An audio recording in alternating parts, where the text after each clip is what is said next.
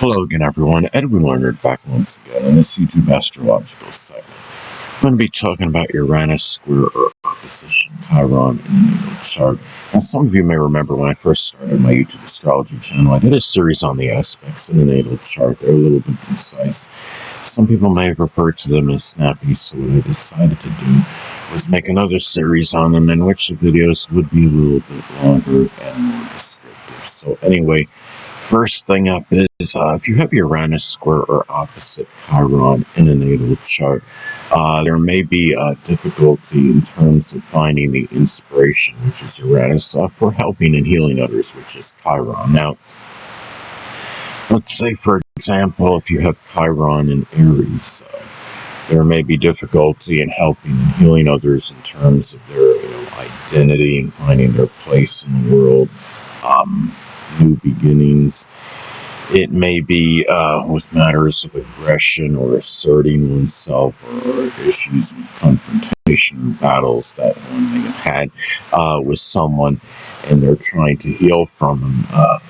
Another thing about these aspects is that friends and people that are in groups, clubs, and organizations, which is Uranus, may not be overly beneficial in matters associated with emotional and physical related suffering, which is Chiron, that you may be dealing with. Now, let's say, and it doesn't mean that they're necessarily detrimental in those matters, but it could be where those people just could be away, from those issues you're dealing with. They may not be overly supportive, or they're just either oblivious, or they got their own things they're doing, and it may be hard to find those people to help you, or those people being available for that kind of assistance when needed. Now, if you have Chiron in Taurus as an example, there may be suffering that you're enduring that's connected with self-worth or monetary issues, or maybe matters connected with persistence, following through on matters, issues with patience or perseverance. Physical related issues may include matters with the throat or the neck, the thyroid, the esophagus, as some examples. Now, also, too, you may have issues balancing activities with friends, which is Uranus, and healers, which is Chiron. One may conflict with the other. So it could be, matters with activities and matters with friends.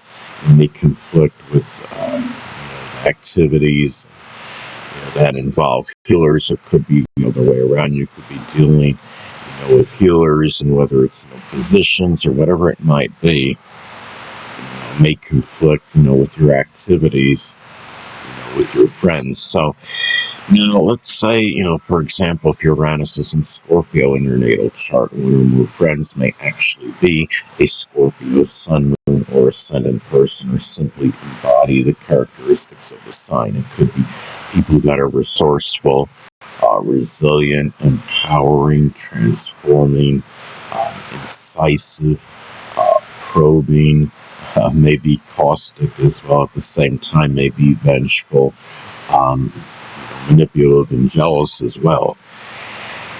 Now, another thing about these aspects is that, the same can apply, for matters pertaining to goals and aspirations, which is Uranus, and helping and healing others, which is Chiron. You may have, one of those things conflicting with the other, and, your goals and aspirations and objectives, which is Uranus, may conflict with helping and healing others, which is Chiron, or it could be the other way around. Helping and healing others may conflict with matters connected with your goals and aspirations. You may spend a lot of time helping and healing other people to the point where you sacrifice your own your goals and aspirations and objectives, which is Uranus. Now, if Uranus is in Capricorn as an example, your goals, aspirations, and objectives may simply be connected with career-related ambitions and endeavors, gaining success, gaining greater social status and stature in life, but could be doing something with Capricorn-related field, whether it could be architecture, construction, information technology, masonry, dentistry, accounting, um, business, political or government work as some examples. Also, too, emotional and physical suffering. Chiron, you may feel that it's not aided, too much by society and group-related people, which is Uranus. When I say group-related people, people that are prominent in groups that you may be involved in. Those people may not be there in terms of, assisting in those matters. Now, if you have Chiron in Gemini, as an example, there may be suffering. Maybe that's connected with cerebral or intellectual ability or ability to articulate things, disseminate and assimilate information. Maybe there's issues with manual dexterity, such as working on doing auto or refrigeration mechanics as some examples. There could be physical related issues connected with the hands or the arms, the nerves, the lungs, breathing, as some examples. Now, also, too, Uranus-related people in general may not be advantageous in those matters as well. When I say Uranus-related people, that covers a wide divergence of people, whether it could be those involved in humanitarian or altruistic endeavors. It could be astrologers, astronomers, people that are involved with computers or electronics, innovators, those that are associated with aviation, meteorology, or rocket science, even as some examples.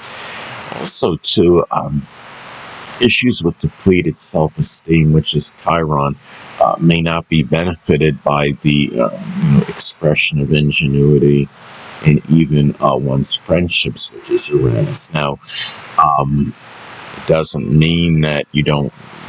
It doesn't mean that you don't need to express ingenuity or innovative prowess, but it's just the simple fact that, for whatever reason, if you're having, any issues with depleted self-worth or self-esteem, that, the expression of that may not be helpful, or friends may not benefit those matters. Now, if Chiron is in the zodiac sign Cancer, as an example, there may be depleted self-esteem connected. Matters with the home or the family, the latter part of life, getting prepared for that, issues with protection or being able to nurture, as some examples, matters with dedication, devotion.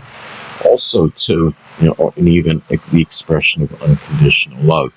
Also, to matters associated with goals, aspirations, and friends, which is Uranus, may not be auspicious in dealing with the deepest wound, which is Chiron.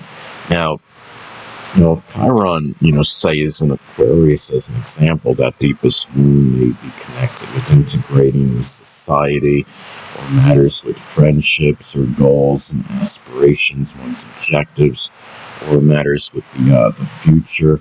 Maybe there were some issues with, the expression of ingenuity, or dealing with some kind of idiosyncratic behavior. And also healers, which is Chiron, may not be beneficial in the attainment of objectives, which is Uranus. Now, if you have Uranus in Sagittarius, as an example, objectives may be tied in with adventure or publishing, advertising, expanding horizons, higher education, religion, sports, or philosophy, as some examples. And also, another way that Uranus square or opposite Chiron may manifest in the natal chart is that there may be difficulty finding the inspiration, which is Uranus, in dealing with one's deepest wound, which is Chiron. Now, if Chiron is in Virgo, as an example, the deepest wound maybe it just has to do with work or employment or service-related matters, being able to be helpful to others, or maybe it's issues with, being able to analyze things or organize or compartmentalize things in one's life, as an example, or just the ability to do so in general.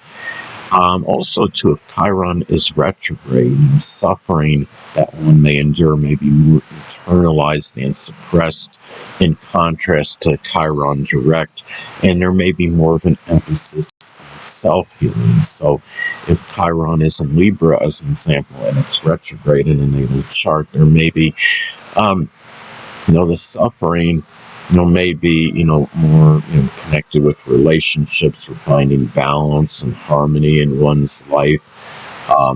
Thing about matters with fairness or justice or the law, but it may be more suppressed and internalized. Anyway, people, that'll conclude this YouTube astrological segment. Until next time, Edwin Leonard saying so.